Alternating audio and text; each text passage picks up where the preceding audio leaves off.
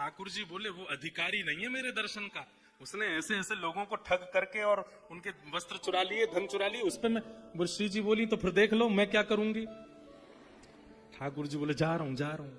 ठाकुर जी गए, ठग को ढूंढा। अब सोचो शिष्य की निष्ठा कैसी। ठाकुर जी गए उसको ढूंढा, सो रहा था तांडवपट्टा। ठाकुर जी गए, जाके अपनी लकुटी घुमा के दई वहां में एक, और सो रहा है यहाँ पे तेरी वजह से हम पूरे परेशान बैठे हैं, निकुंज में आज लीला नहीं हो रही है। वो क्या हो गया? बोले मैं परमात्मा, मैं वही राधा वल्लभ लाल हूं, मैं बिहारी जी हूं, राधा रमन जी हूं, तेरे सामने खड़ा हूं।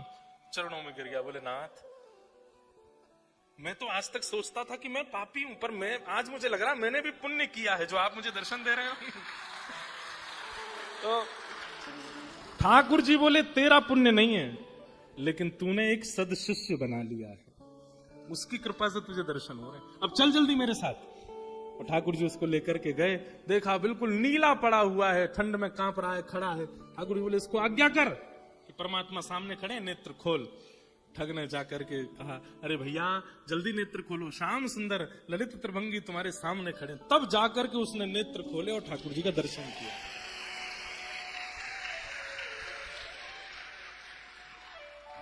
अब इसमें क्या मानोगे?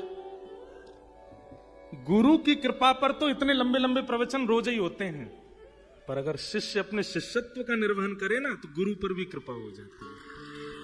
इसलिए ये शिष्य गुरु के संबंध दो चीजों पर टिकता है। उसमें पहला है गुरु की इच्छा। या तो गुरु की इच्छा हो जाए कि आपको भगवत दर्शन हो, या फिर गुरु की इच्छा नहीं भी है, शिष्य में निष्ठा प्रकट हो जाए कि नहीं गुरुदेव की आज्ञा हो गई, अब तो मुझे मिलेंगे मिलेंगे मिलेंगे, ये विश्वास प्रगाढ़ चित्त में हो जाए। इन दो भावों का ध्यान रखिएगा। गुरु प्रसन्न हो उसके लिए गुरु की आज्ञा मानो, लेकिन गुरु प्रसन्नता न भी हो रही हो तो निष्ठा रखो।